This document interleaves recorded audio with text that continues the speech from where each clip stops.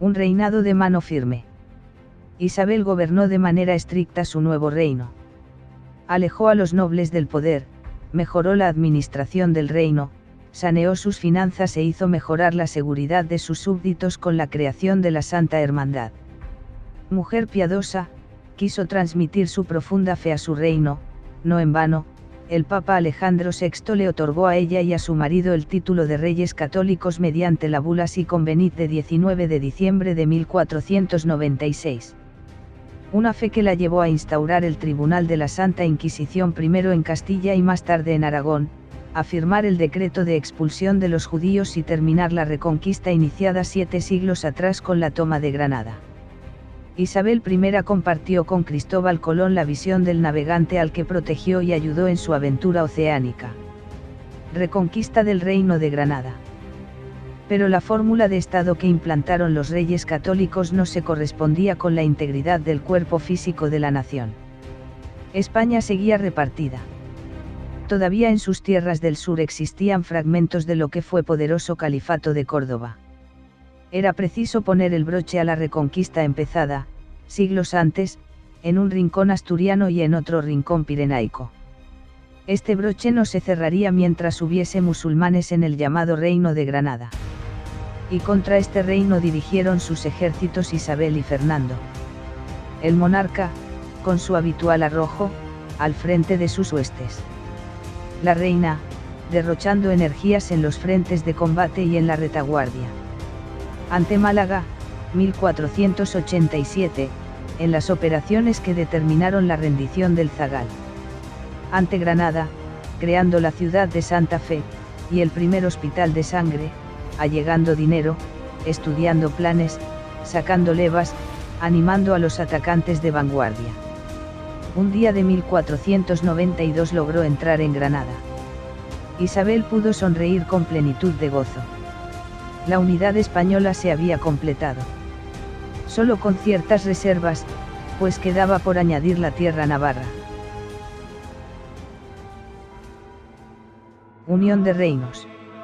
Isabel y Fernando, ella con asombroso instinto político, él con su astucia diplomática y su sabiduría política, inspiradoras de maquiavelismos especialmente, fabricados, para el mejor príncipe europeo, pensaron en el valor de las alianzas familiares para fines de interés internacional.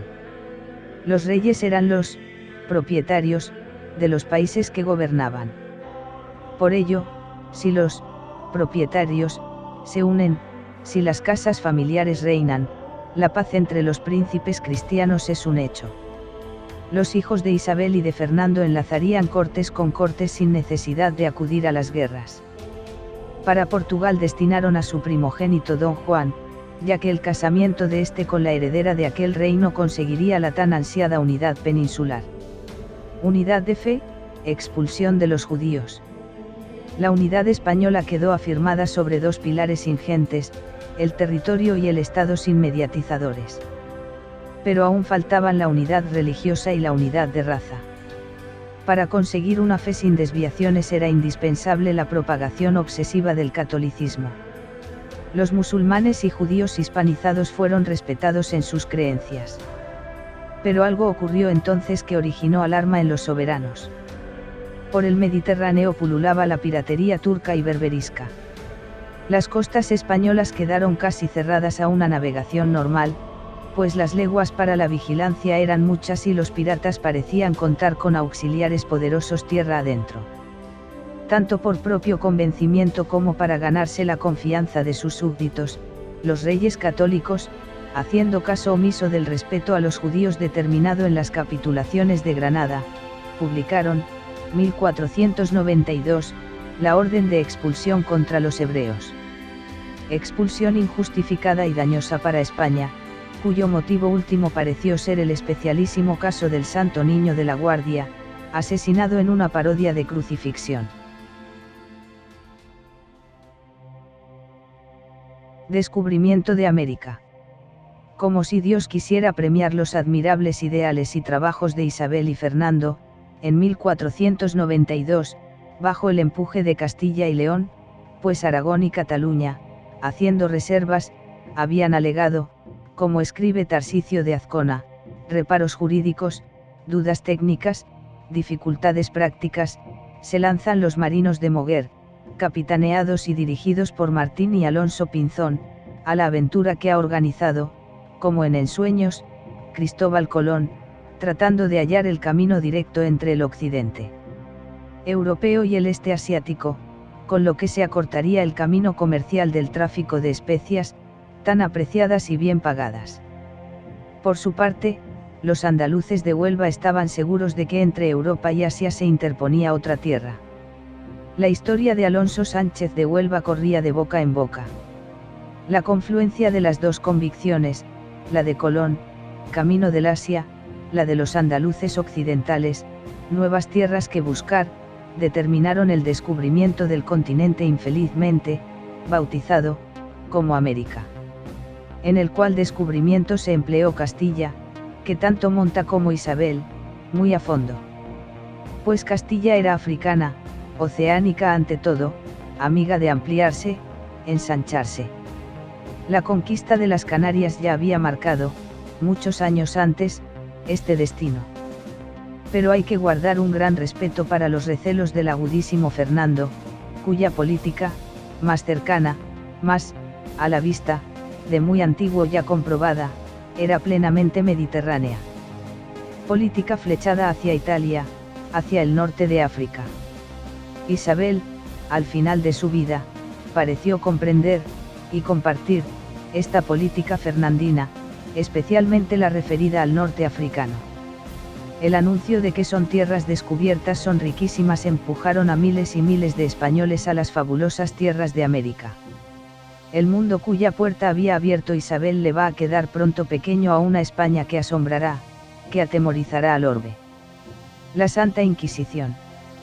Antes de estos sucesos en 1478 autorizó el pontífice Sisto IV a los reyes católicos el establecimiento de la Inquisición, para que ésta velara con rigurosidad por el mantenimiento de un catolicismo químicamente puro en todos los territorios nacionales. A esta institución, y a su inquisidor general Fray Tomás de Torquemada, debieron los judíos su expulsión.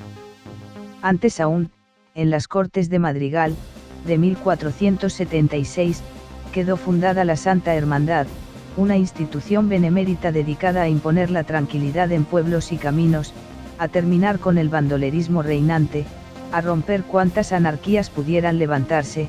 Los cuadrilleros, soldados a caballo, de la Santa Hermandad, constituyeron las más eficaces milicias de gobierno interior. Isabel impuso la Santa Hermandad en Castilla y León.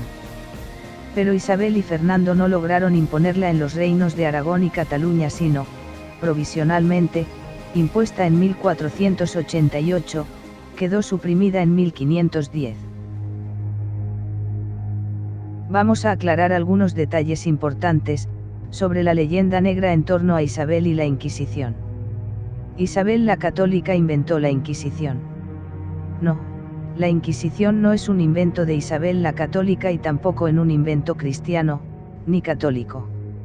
De hecho, si nos remontamos a los orígenes de la Inquisición como represión de las desviaciones religiosas, hallamos sus raíces en la religión judaica. En efecto, a los judíos se les manda, tanto en la Biblia como en el Talmud, matar al judío que reniegue de su fe. San Esteban, el primer mártir de la Iglesia Católica, muere apedreado por los judíos por haber abandonado la ley de Moisés. ¿Qué clase de torturas solían usarse en los procedimientos inquisitoriales de Castilla? Antes que nada hay que aclarar que la tortura no era sino un procedimiento extremadamente excepcional, que para ser utilizada se requería de un permiso especial que debía ser firmado por los inquisidores y el obispo del lugar. Y en las estadísticas sacadas de los procesos inquisitoriales de Toledo y Valencia en esa época muestran que no hubo tortura más que en 1 o 2% de los casos, y que solo se aplicaba con los conversos más peligrosos. Las penas más comunes solían ser peregrinaciones, procesiones, oraciones o visitas continuadas a la iglesia. También el uso del San Benito era frecuente. Pero como vemos, todas estas penas están muy lejos de ser verdaderas torturas. Podríamos decir que quizá la tortura más frecuente que la Inquisición utilizaba era la prisión. como eran las cárceles de la Inquisición. La pena más frecuente, que era la de prisión perpetua, era una pena de prisión por 3 a 8 años en una prisión abierta, en la que se confiaba en la buena voluntad del enmendado que podría salir de la prisión, siempre y cuando volviera a ella antes de la caída del sol. Pero había otras penas en las que el acusado debía permanecer encerrado. Entonces éste podía traer su servidumbre, si lo tenía, podía escribir, pues se disponía para él tinta y pluma, e incluso podía trabajar, llevando a prisión los elementos que requería.